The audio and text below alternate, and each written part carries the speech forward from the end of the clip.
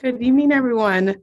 Um, I have Donna Mae with me, who is my TOSA.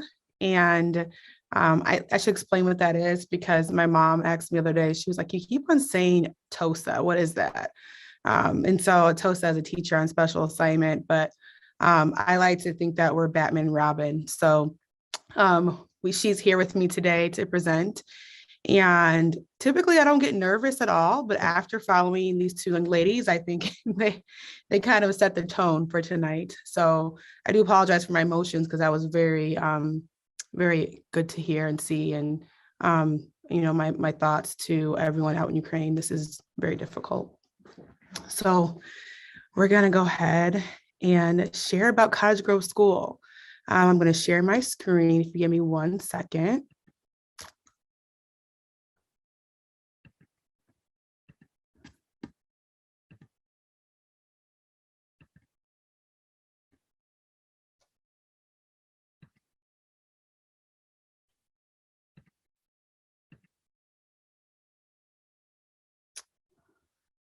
All right, so let's get started. Cottage Grove School.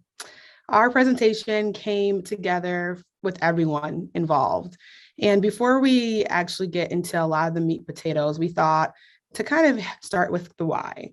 The whole presentation will be laid out into our UDL type of theme. As a practitioner and a researcher, I really believe that you have to lead by example and model what you expect your teachers to do. And so when we look at instruction in our building, we are focusing on UDL.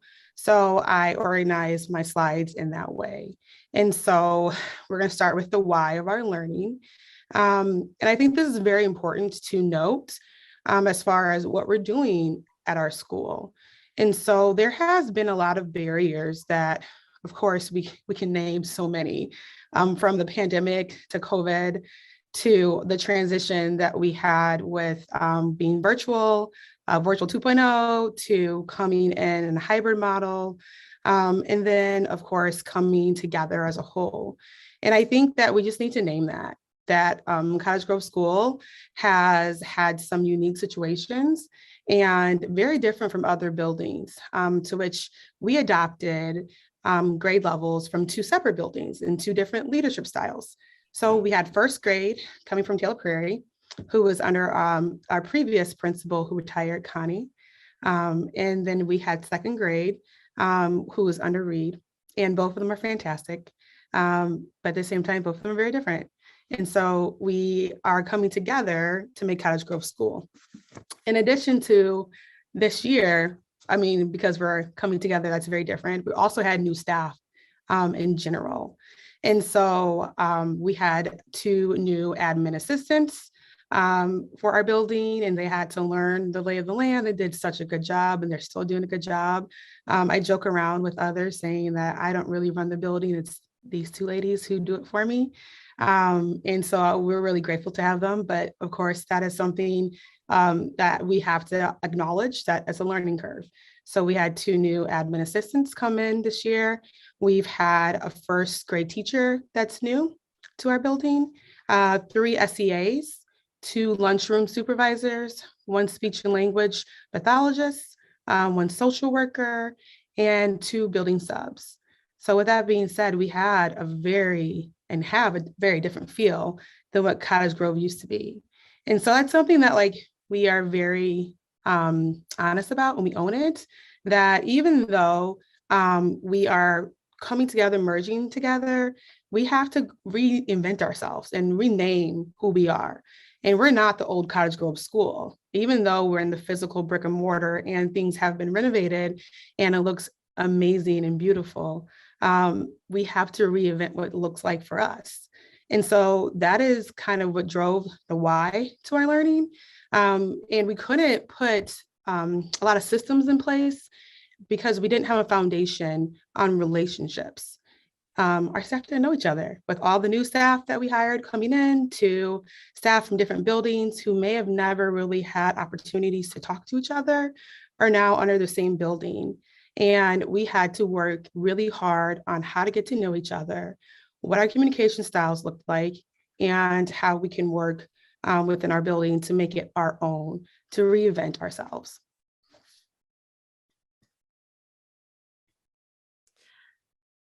Reaching our goals through equity, wellness, and community.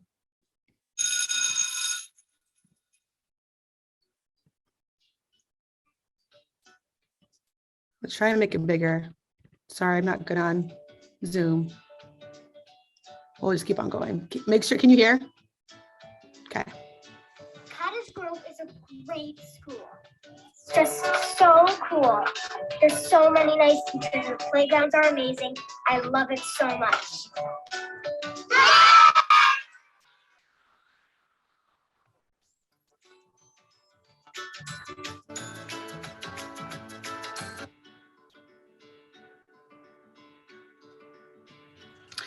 Leading from the inside out means navigating through our blind spots to create a culture that values and acknowledges and centers the voices of all of our community members.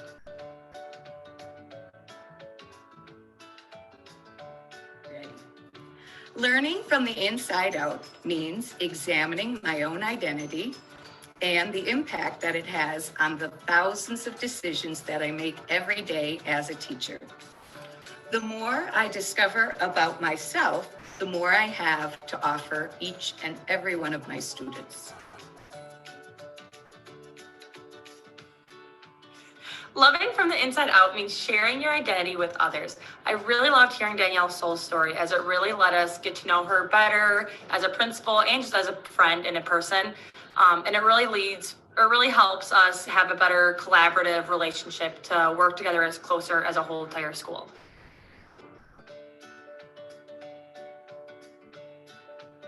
One of the things that we've been doing this year is giving students the opportunity to explore their own identity. This has been a cornerstone of our social emotional growth. One thing that students did at the beginning of the year, an example of this, was they got their own identity journal where they could explore things that they liked and disliked, hobbies, family, friends. All of those things make up our identity, even knowing our strengths and our weaknesses. This has been super powerful for students as we've continued to learn about not only our own identity, but exploring others and their cultures as well, and learning to celebrate how we are all different. As part of our Inside Out work, I've been working on collection development in the CGS library. A major focus with that is selecting books that allow students to see their own cultures and identities. I look for books that act as both windows and mirrors, allowing students to learn about identities that may be different from their own, windows, and also dive deeper into their own identities, mirrors. I appreciate the opportunity to be part of the co-planning to co-serve teams to work together to share these resources with our students. Hi, my name is Elena Smith. I'm the Admin Assistant 2 here at Cottage Grove School. I am standing in front of the periodic table of Black History.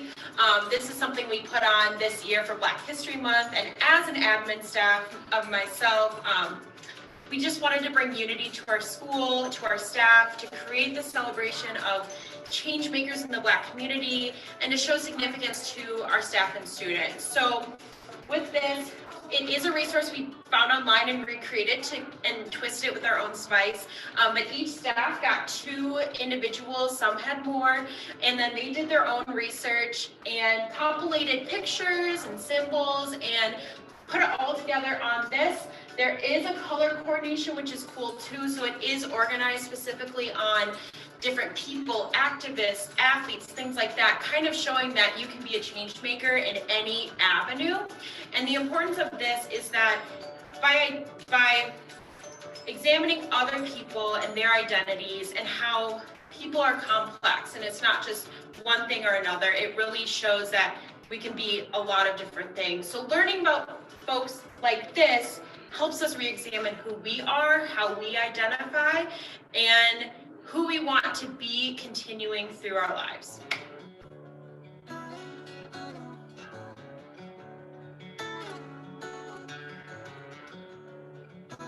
When we started the school year, we came together as a new staff and we had a new principal. And one really important thing for us to do was to develop relationships with one another. And I was really excited when Mrs. Wright asked us to sign up for a one-on-one with her. She called it Donuts with Danielle. And we had an opportunity to get to know her, and she had an opportunity to get to know us. Because it's super important for all of us to have a really positive climate in our building and a positive culture. So thanks, Danielle. Bringing two schools together has been a challenge, especially with COVID protocols. The leadership team at CGS has offered opportunities to build community and come together, including the soul food dinner that Danielle brought in after our February staff meeting. She sent videos and information out to us on the meaning of soul food and shared of herself with us. It was a great opportunity for us to come together.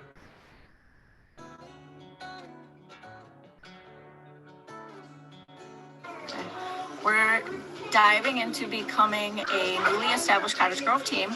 Some of the work that has been impactful for me has been around our work related to communication colors. The colors help us explore ourselves and others' values and relate that to our communication. To keep with the MG theme, I'm a blue. I'm a brown. I'm a blue. I'm a blue. I'm brown. I'm a blue. I'm a green. I'm a red.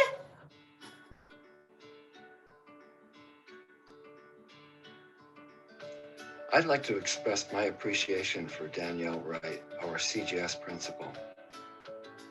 Danielle's arrival at CGS was like a breath of fresh air. I particularly appreciate how Danielle has prioritized getting to know our staff. Danielle is a highly effective leader, and she does it by building community as opposed to establishing authority. Danielle has shown us that it's not dangerous for teachers and administrators to be friends. With Danielle, I feel a level of comfort and trust I have never felt before with an administrator. I appreciate Danielle Wright.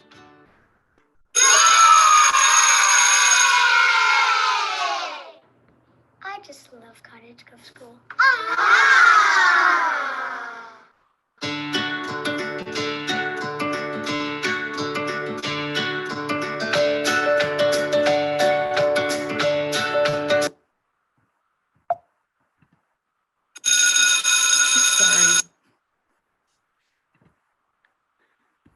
So from what you heard in the video are just a little bit of the truths from teachers that shared their experience so far.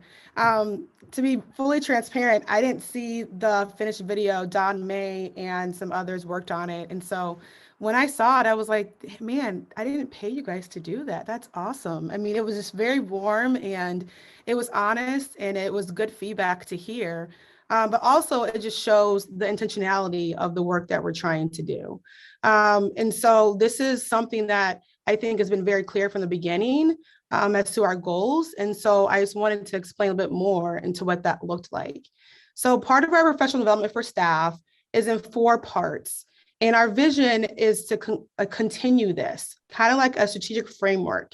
So we're not just going to touch on something and then drop it, but we're going to touch on it, touch on something else, and then build upon it and keep on building until eventually we have all 4 components really, really strong. And this is the foundation of our relationship building.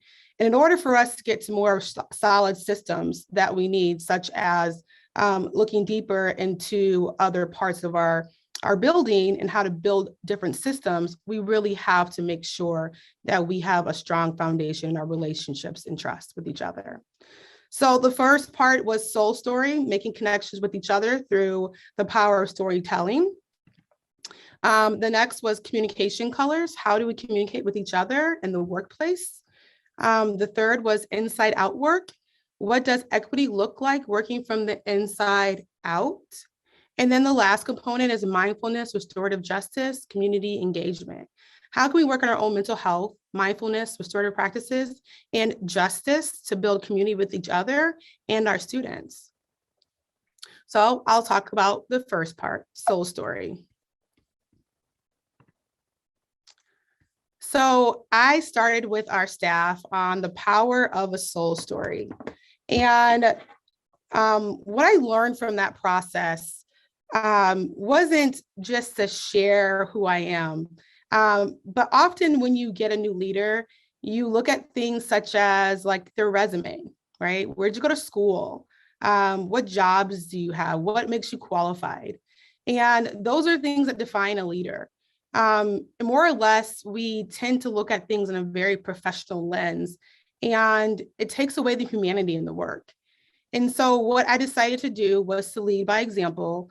In order for my staff to trust my leadership, I must be vulnerable with them and show them who I am as a human. And so we did some work on the power of a soul story. And I led all staff during our staff meeting on my soul story.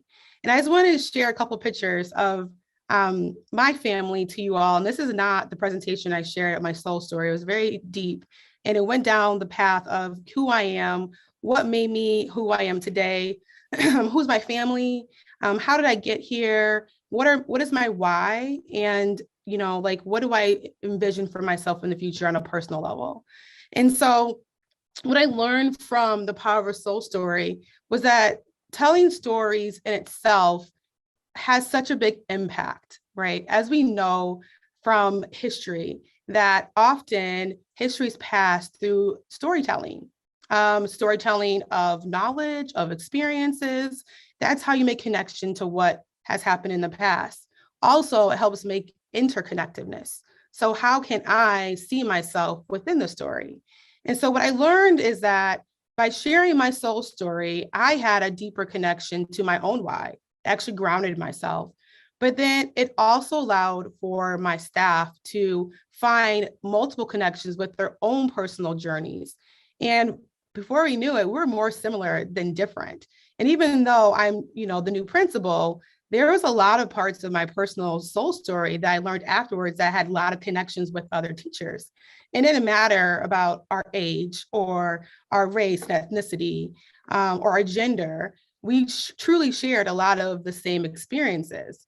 And to be honest, I think that's what grounded us right away.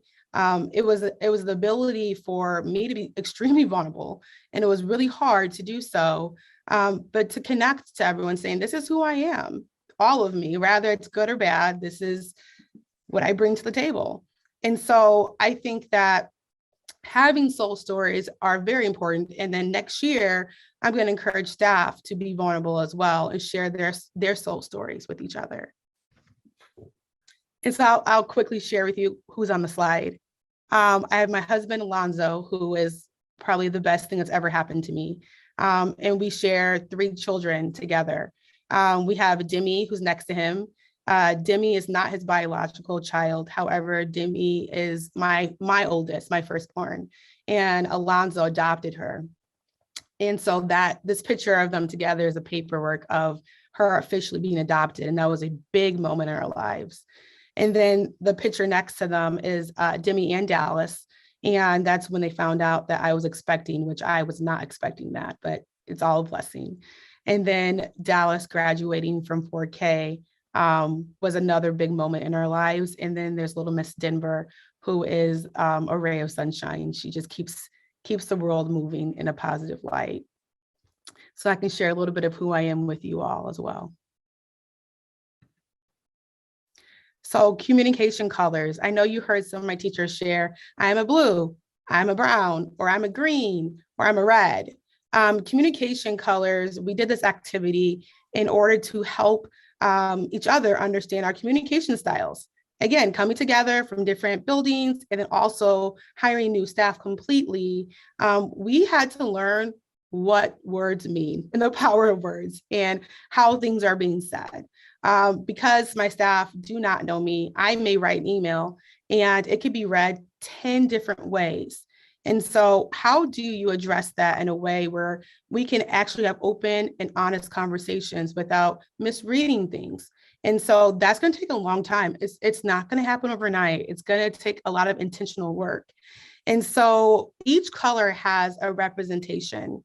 And I linked in some charts so you can see what the colors mean. And just real quick, I want to go through blue and then we can get back to the presentation. But a lot of my teachers are the color blue. And that means that they identify as being blue. So they are friendly, sensitive, team-oriented, supportive, relationship builders, honest feelings about being important, helpful, considerate, emotional, dependable, agreeable, loving, being accepted, relator. And they typically are non-confrontational. And I laugh with that a little bit because when you think about elementary school teachers, that actually is very accurate for the most part, as far as like the people who would want to work with little tiny children all day. They tend to be very supportive, very helpful, very honest, wants to get along, wants to create a culture that is very fun and engaging. And so it wasn't too surprising that I had some teachers who are blue. So with this card, though, it says, people who are blue, they tend to exhibit these characteristics. Doesn't mean that that is 100% the truth, right? You could have one color that is like your dominant or your primary, and then a second color that, you know, may also come through. We also talked about how your communication colors may change when you are not in the workplace. So you may be a blue at work, but then maybe a green at home. And so we dug deeper into what that meant in your own personal life. So like how you deal with your spouse or your children or your parents and how you may communicate with them or how you grew up and what that communication looked like. In addition to the cards, in the end, it says, you know, the communication style, what to do and what not to do. And so it says, you know, if you're blue, if I'm a different color and I'm working with the blue, I should make a personal connection and focus on relationships. Talk in terms of how you're request to help people or improve relationships. Show that you have feelings. Ask them to share their ideas and feelings. Sincerely praise their efforts and input. Make it safe for them to express their views, etc. Right? Do not act too busy to listen to their needs. Launch right into business or work-related discussion. Talk only in terms of facts. Use false flattery or any form of manipulation. Use put downs about being too touchy-feely. Or personal attack, argue, use commands, etc. And so this was really important because a lot of my staff are blues and I'm a brown. And being a brown, I'm very much so the opposite of blue. I am very dutiful, linear, direct. And so with that being said, though, it helped us understand each other. So if I say something directly to you, it's not anything other than me just communicating. And so we had a breakthrough. I mean, it was amazing. You can hear staff saying to others in the hallway, like, what color are you? What color are you? Or even some staff are saying, hey, it's okay, remember we're blues, right? And so it started to kind of like go into the culture of the building to where we're referring to our colors and how we communicate and being very mindful of it. Like, oh, well, Danielle's a brown, not a blue. So to talk to her, you just need to have a list of what you need, problem solution. That's how she thinks. Like, don't expect her to give you a warm embrace. And so it was just very good to go through all those steps with them. And again, it's a longer process when I'm explaining, but I did want to share with you a little bit of why in the video, others were sharing that their colors, and it was a really exciting activity to do. So the majority of teachers at Cottage Grove are blue. And to also meet the needs of our teachers, what I've done for our communications and our agendas is I'm really, really aware of that. So I have an inclusion activity. So I don't just jump into business. I immediately stop what I'm doing to make sure that I check in, see how others are doing, how they're feeling, if they have anything exciting going on. It's very intentional to make sure that I'm meeting the needs of my teachers. We also get to know each other and genuinely learn about each other's private lives. And so I've been taking the time to connect with my teachers outside of the classroom to the best of our ability. I'm trying to seek for understanding, leading with empathy, and understanding that open conflict will be a challenge for some of my teachers. So instead of me as a Brown who's totally okay with open conflict, I have to understand that some of my teachers just aren't. And so I have to provide a safe space for them so that they can share and that we can continue to work on the things that need to be expressed and shared.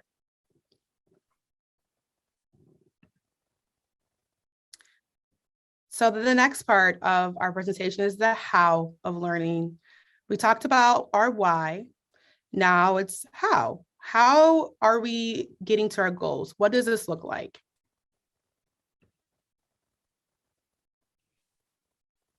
Hello.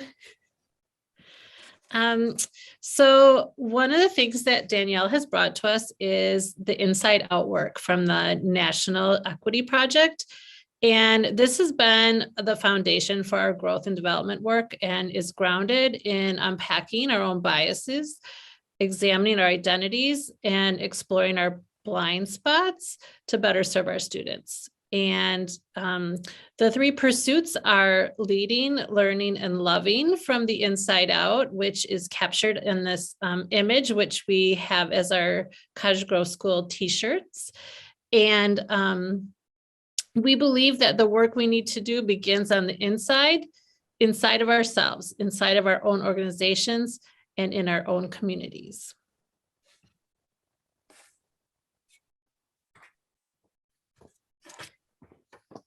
Okay, so leading from the inside out, this means examining systems and structures and creating a collaborative school culture that allows us to feel connected and safe and effective. Examples of this are in the structures of our meetings. So in our coordinating meetings, in our staff meetings, in our co-planning, C3 meetings, and in our grade level meetings, we've worked to establish our statements of beliefs, which are linked here, and our norms of collaboration, our roles and responsibilities of all of our team members. One of the things that I've enjoyed is that in our co-planning meetings, each team has set a goal, and we've implemented a process checker, which is a person who monitors the team and gives them feedback about how they're meeting their goals. So for one of our teams, they are working on hearing all voices and monitoring, like, are we hearing all the voices of the people who are in our co-planning meetings? While another team is examining how much time they're talking about specific kids, because that's our goal, is to get to that student level in our co-planning teams, and giving feedback about, this is, giving data and feedback about that. We've also implemented intentional professional development that's allowed us to increase communication, and done our work. We're doing some work on restorative justice and mindfulness. In March, we are having a mindfulness coach come and work with us, and we're all looking forward to that.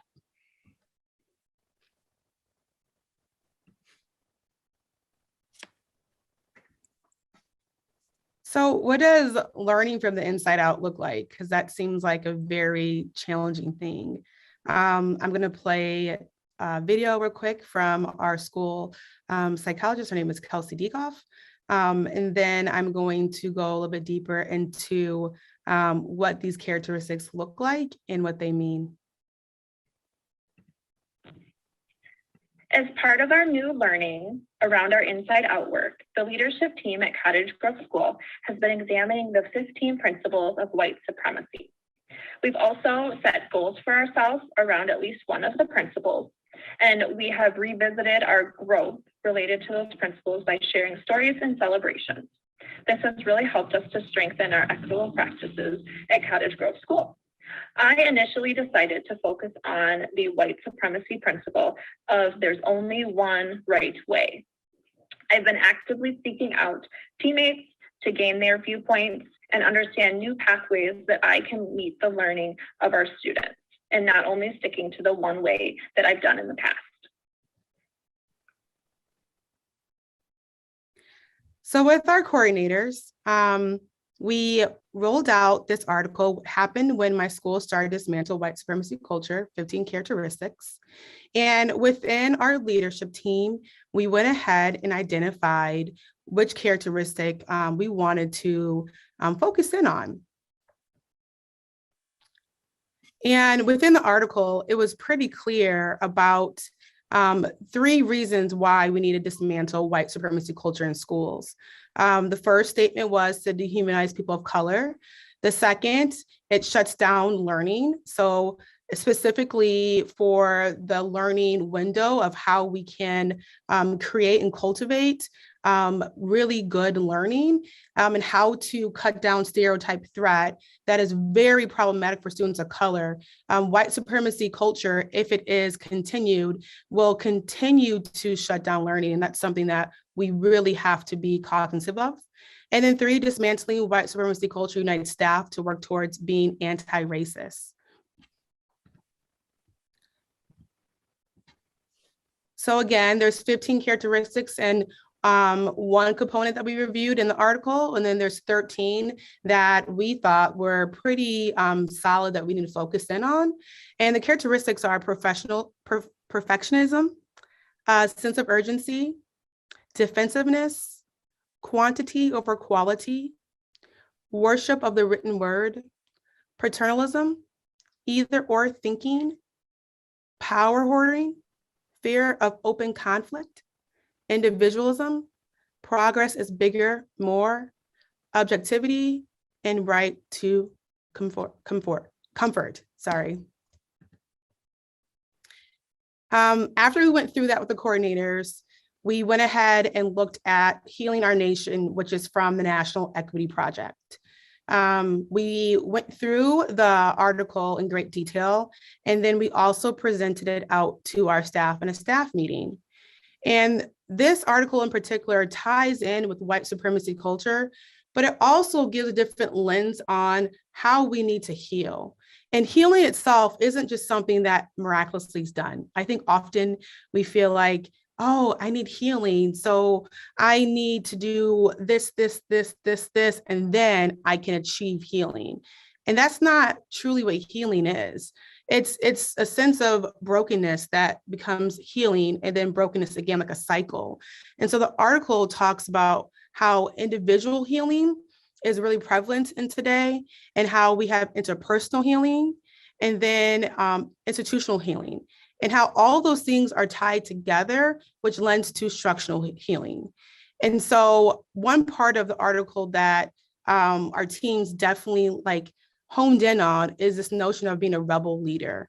And that is a person who speaks truth, who takes charge, who may say things that are unconventional or that might not be socially normed.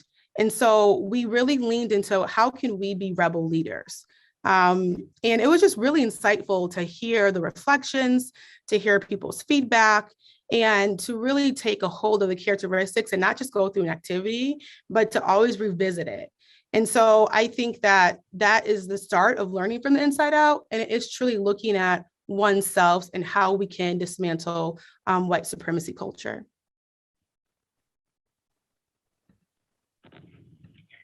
As part of our new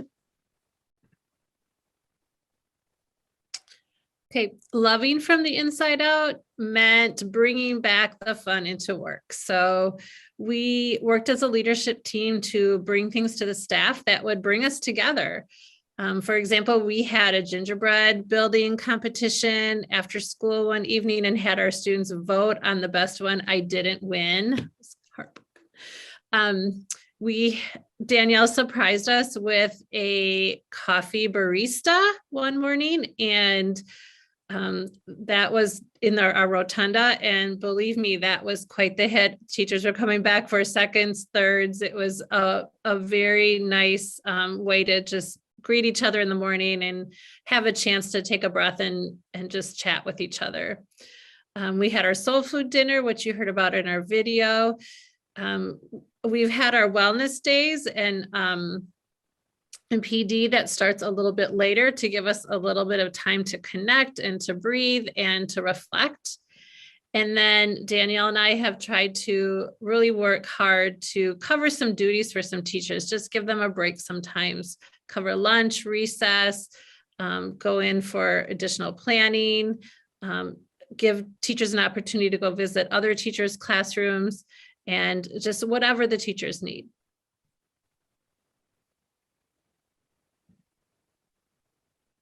So it comes to my ultimate goal.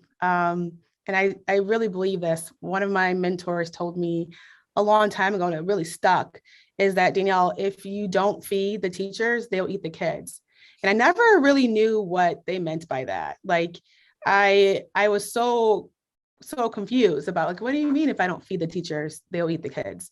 But now that I've gotten into spaces of leadership, I definitely understand what that means. And essentially, literally, it doesn't mean that teachers will eat the kids, but that, we have the ability to empower teachers and to make them feel heard and to support them. And if teachers get their needs met, then what's going to happen? It's going to create an environment that is so good and so rich and so inviting and is going to deeply impact kids.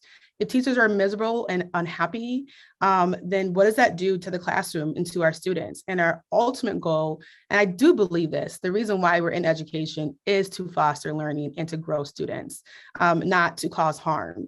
And so I added this quote in there, and there is actually a book about it as well. If you don't feed the teachers, they'll eat the kids. So what I did, and what I'm continuing to do, is to have check-ins with teachers. Sometimes it was sporadic, and I would pull teachers to the side and just, do check-ins. And in February, Dawn and I had this idea that we were going to do these rounds where Dawn created this really cool activity, and she was going to go into every classroom and do the activity while I had 20-minute one-to-one sessions with teachers, and they can talk about anything and everything they wanted. It could be about, why is the sky blue, to what is up with this policy. That was their time with me, and selfishly taken. Whatever you wanted to talk about. Maybe you don't want to talk to me. Take a donut, take some coffee, go on your way. It's totally okay. And so I think on paper, we thought it was going to be great, but in reflection, it was a lot on Dawn to pop into all the classes and do the same mini lessons. So we're going to have to revisit how we can do another session. But I will say the feedback from those donuts with Danielle was fantastic. Teachers felt like for the first time in a long time, they're able to voice their concerns in a way that they felt supported, or they're able to just have some alone time with an administrator that would never, ever have unless they're being evaluated or any other situation. And so it was really positive. I will say a reflection for me is that I probably shouldn't do donuts again, or I'm gonna be big as a house, because with every teacher, I end up eating a donut with them. And so after the 8th teacher, I was like, oh man, how many donuts did I eat? And so I think we probably should do like salads with Danielle, which doesn't sound as catchy, but let me tell you, that was a learning curve for myself. And I do think that we're going to do another one in May, and hopefully our goal is to have one every trimester. So what happens though when you feed the teachers? I mean, that was just one example of what you can do to empower teachers. But what happens is when you feed the teachers, you will see that teachers start to shift, right? And so they become leaders for equity, passionate about student learning. They can be anti-bias and anti-racist educators. They can be proactive communicators and relationship builders, reflective learners, resilient, resourceful, collaborative. And honestly, the end goal is to love their jobs and see value within themselves and others. I think it breaks my heart when I hear from teachers and they're so hypercritical about their instruction, when truly they are doing a fantastic job. I mean, we have some of the most hardworking educators who are so creative, who want what's best for children, and they are so hard on themselves. And I think part of it is because they are feeling very connected. And so when you are feeling like you're criticized all often or not supported, then you start to internalize it as a you issue. And so I'm really hoping that when we continue to feed the teachers, to power them, to give them voice, to have opportunities to speak with me on their truths, that in return, they can start to see themselves as how I see them, as really awesome.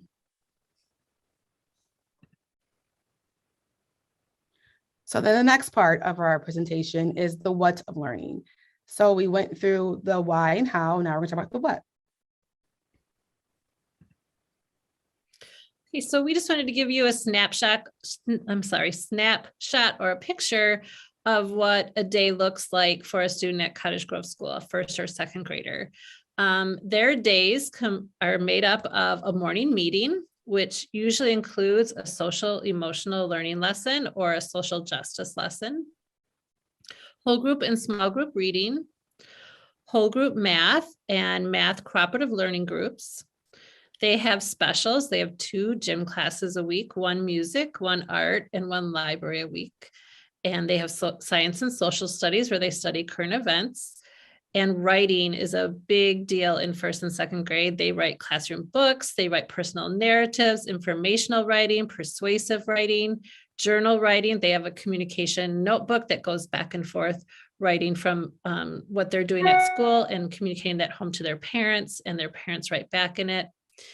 And of course, in all of this, universal design for learning drives our instruction.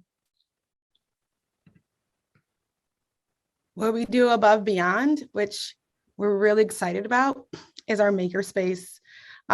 Thanks to everyone who donated and helped and supported, our PTO, who is fantastic, and Don and the committee.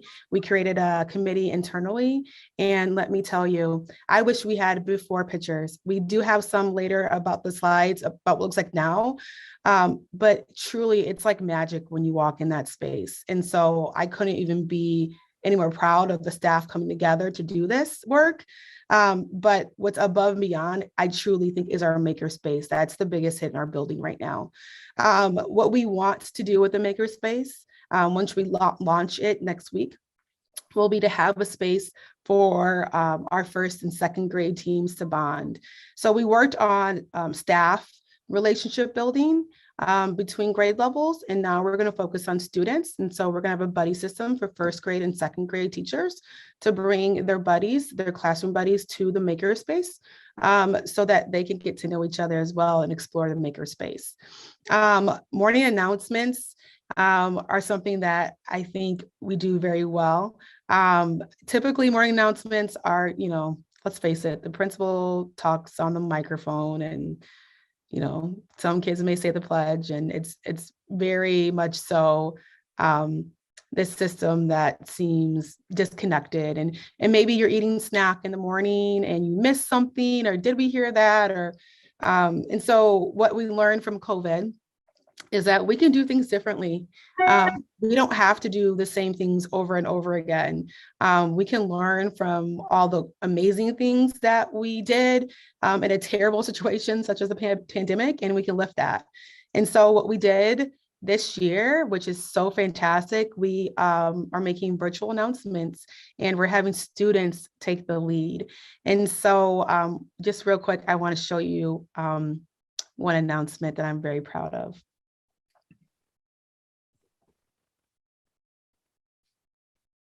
This is Miss Melody's class, and I did get permission to share. And so we're okay to watch this video.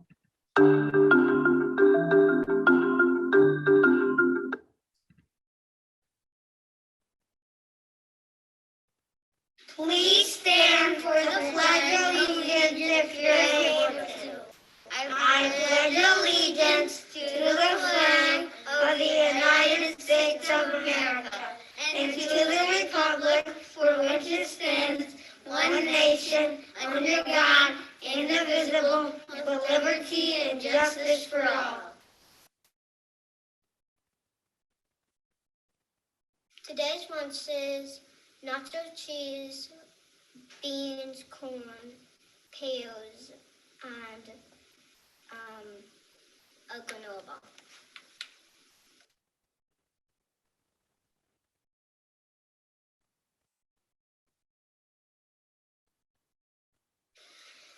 There are no breaks face today.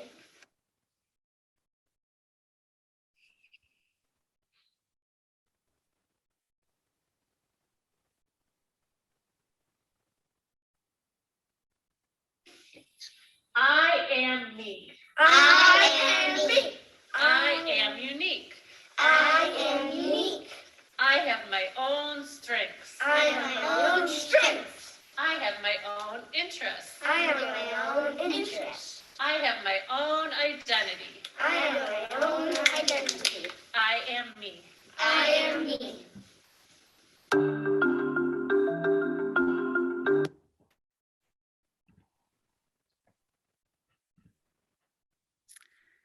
As you can see, that is just something so special. And we have our library music specialist works with our TOSA and myself to figure out a schedule, and everyone is able to do morning announcements. So it's not just a select few, but we give the opportunity to all. And so that is something that I think has definitely helped the culture and climate of the building. Students get to see themselves in the announcements, and they're so excited about it every day. And the last part is cooperative learning groups. We have really leaned into this component of our UDL work as far as taking learning into our own hands. And so we have groups where students are actually learning how to have different roles and what their roles look like and take initiatives into the learning. It's really exciting to see.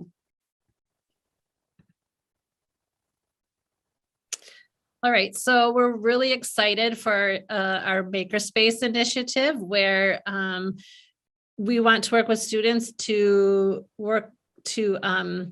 view themselves as a maker. And so what is a makerspace? A makerspace is a destination where students can create, problem solve, develop skills, talents, thinking, and mental rigor. And here you can see our newly opened up makerspace, and we have so many wonderful aspects of it. There are places for kids to build, to create, to design. They use the design process. They go through that, where they have a lesson on a problem they need to solve, and they have to create their own plan.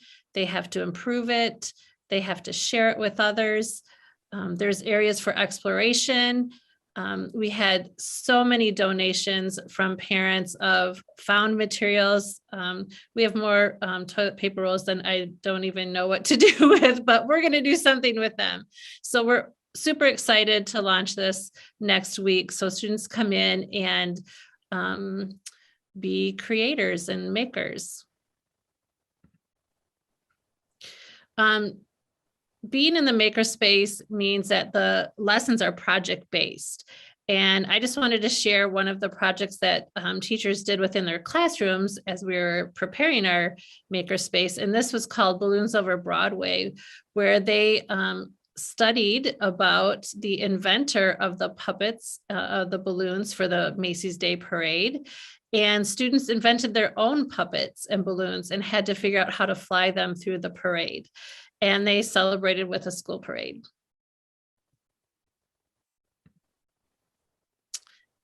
One of the things that we're tying the makerspace to is to these 4 pursuits of identity, skill development, intellectualism, and criticality. So makers develop identity of scholars, creators, and problem solvers. They develop skills in science, technology, robotics, art, engineering, and math. They have autonomy to lead their own learning, and they think about their own thinking and relate it to the world around them. Also, one of the areas we've been focusing on are cooperative learning groups, and I'm really proud of the work that teachers have done during co-planning sessions to think about our curriculum and our goals and our standards and how we can use a project or a cooperative learning group to meet those goals. And so one thing we realized right away is that we really needed to build the kids' identity as a team member. And so these are just some snapshots from some slides that teachers use to teach them, what does it look like to be a team member? What does it look like when you're solving a problem together? What does it look like when you're taking turns in sharing? And so again, the kids developed identity as collaborators and problem solvers. They develop and apply skills and knowledge. They have autonomy to lead. The teachers are the facilitators, their own learning, and they think about their own thinking and relate it to their team members. So what does that look like as far as outcomes? When I came, it's not a secret, I had Denver and I didn't start the school year. And John did a fantastic job of leading Cottage Grove. And when I came in, we were focused on 2 pathways, which is reading and math.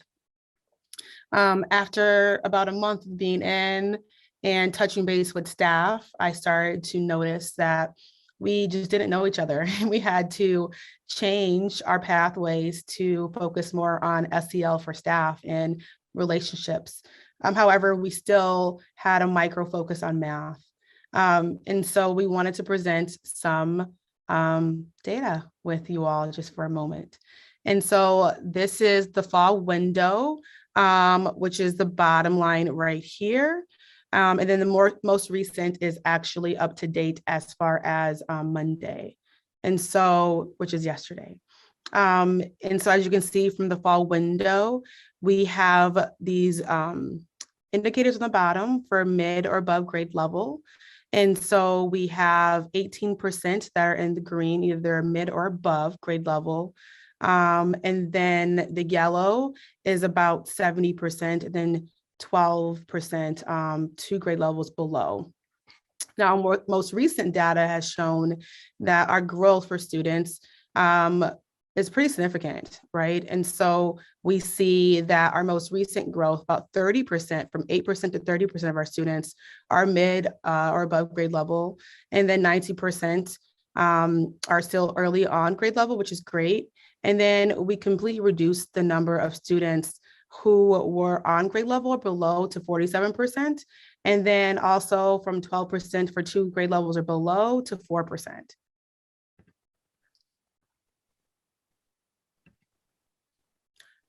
So what does this look like? Again, I know I stated if you feed the teachers, they won't eat the kids, right? I think all the things that we're doing together has shown that being very intentional with our planning does yield better outcomes for students. And so what we want to continue is our pursuit through equity. And so it starts with our identity, our skill development, our intellectualism and criticality.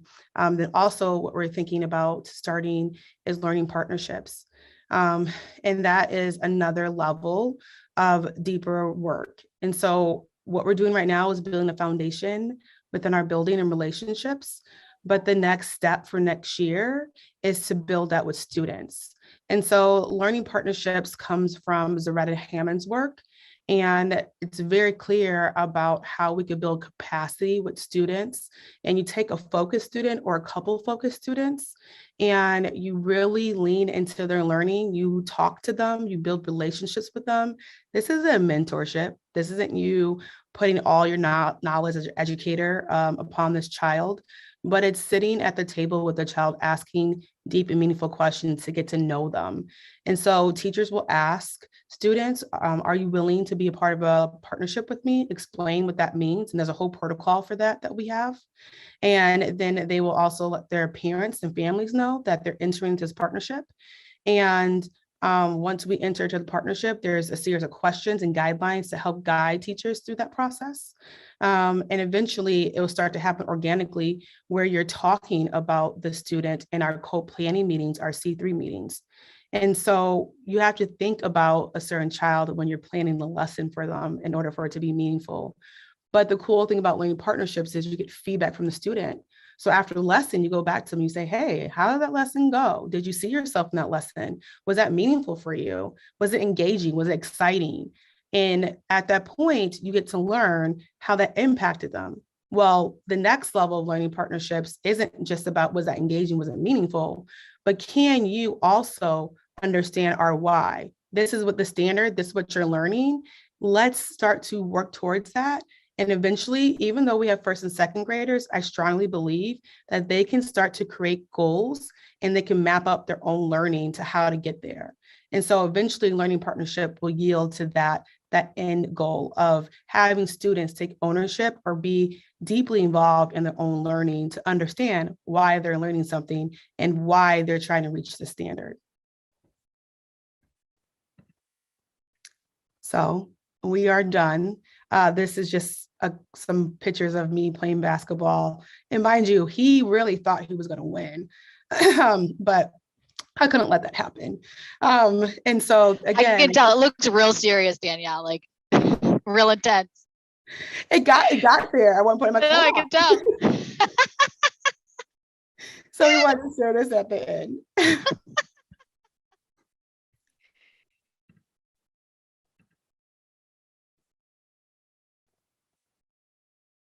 But we're done. So that's all.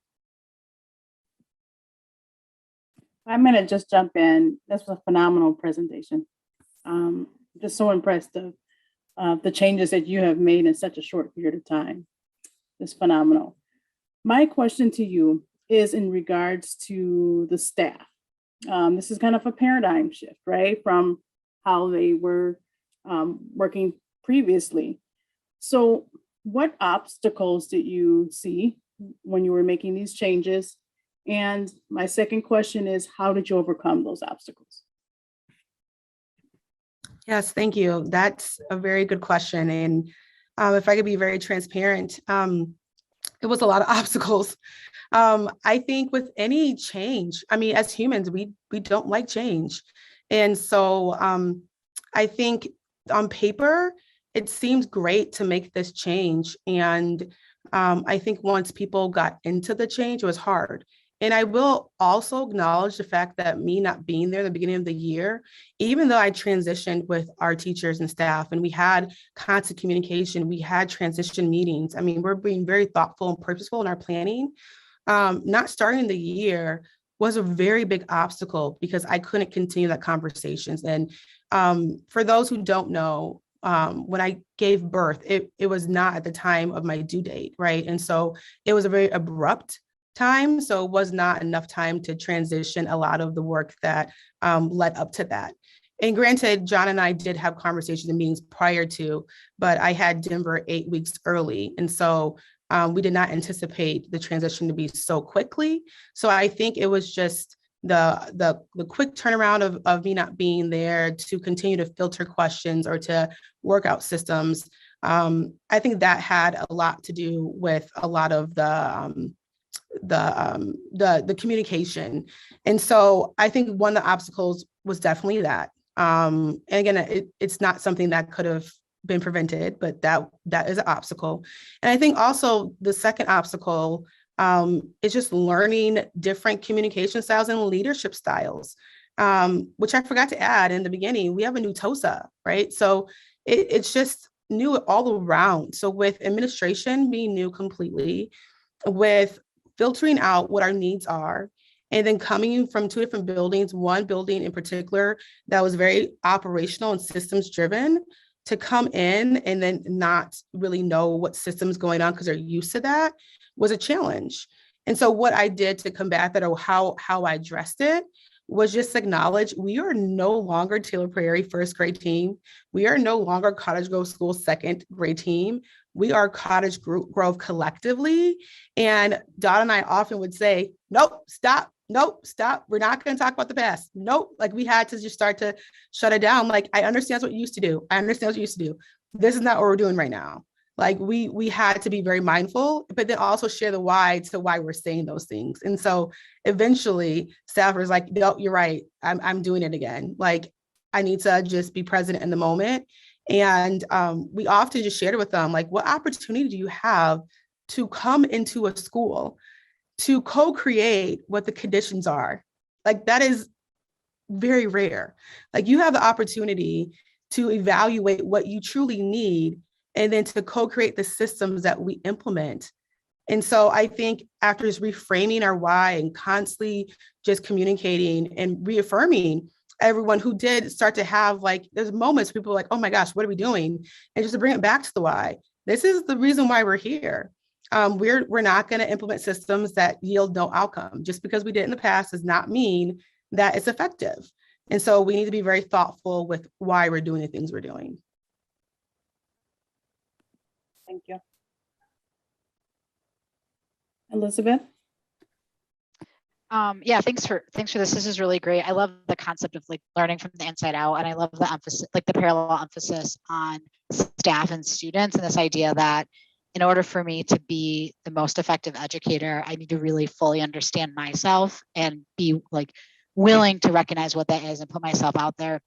And I think you're on the road to creating a really empowering environment, not just for your staff, but your students as well, which I think is, critical, right? As you co-share and co-construct learning. So I loved it. And I want to say thank you so much also for bringing your data. Because I think it's really easy for us to think about like all of these big concepts and those kinds of things, which are really important. I'm glad we have them. And also like, again, rooting ourselves in, is anybody better off because of these things? And how do we know that? And that's kind of one area that, we can track. It's not the only way to track, but it is one area to track. So I just wanted to give you special accolades for bringing your data. I appreciate that.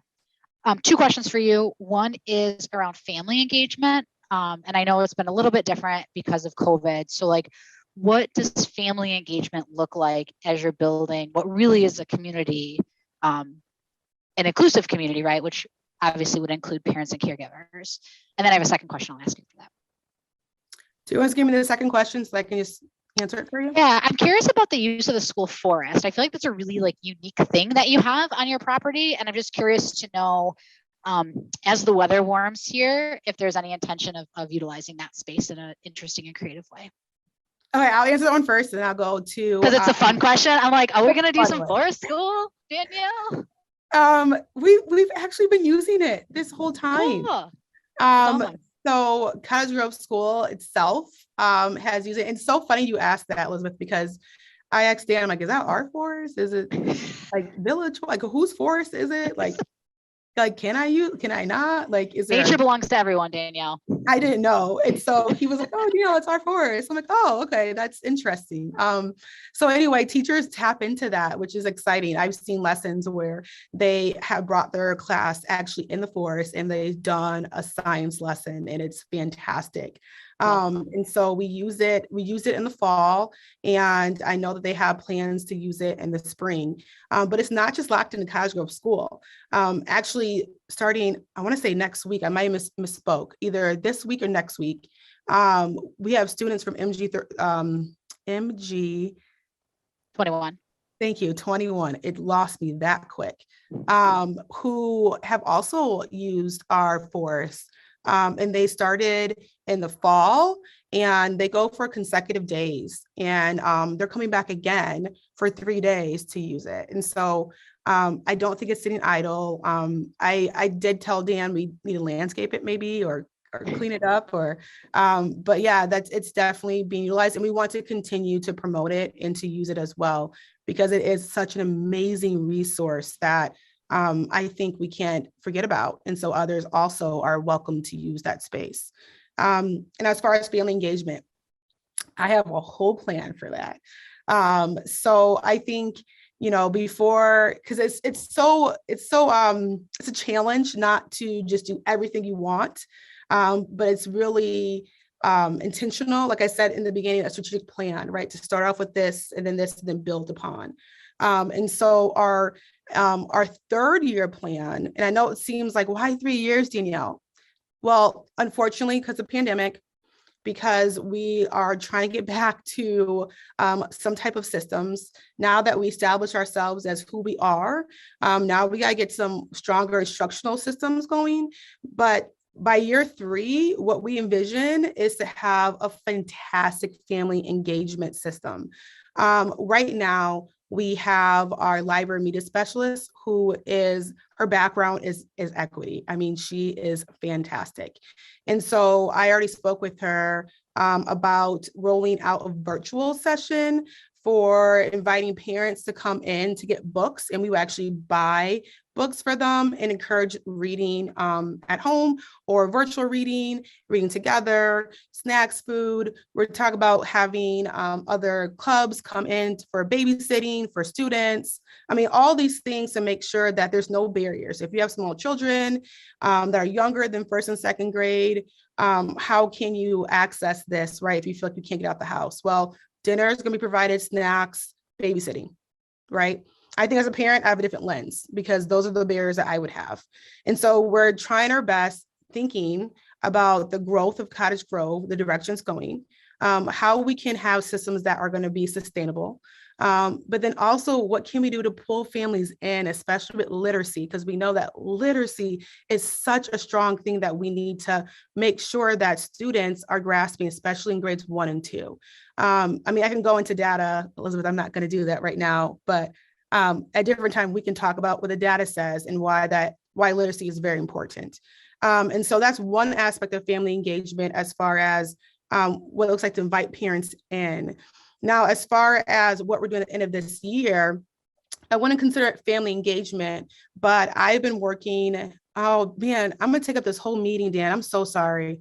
I'll try to be super quick. So I've been working with our district's SRO, Jess, and we have been didactically planning an event, end of the year event for our students. And this event is going to be just a community type of feel. We're going, because again, let me back up a little bit. I was part of the SRO committee, and I've been collecting my own internal data on how I use the SRO in elementary school.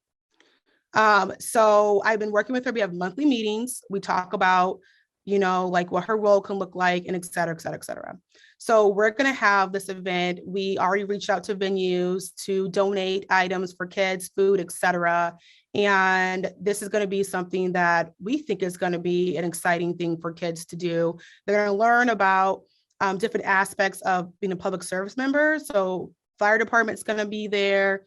And I shouldn't say officially, because we have some meetings with some chiefs to officially have this meeting, but those are some things that conversations are having. Like, this is what we're talking about and planning and desiring to do. And we're going to have a time slot so families can come in and as well to also partake and to see their child do fun events and games and et cetera. So like, those are just small little things that we are going to do throughout the year. But the big thing that we are focused on for year 3 is to bring families into our building to be a part of learning, to teach them literacy, to teach them phonics, phonemic awareness, all of those things. Like, we're going to transfer that learning so that it's not going to be such a big, like, well, what is this that my child got to understand? It's going to be more or less like, this is how the school is providing reading instruction. And I can explain later why for reading and not math, but we're going to focus on reading for year 3. And it's going to be deeply involved in the basics of literacy. Sorry for rambling, but there's a lot going on.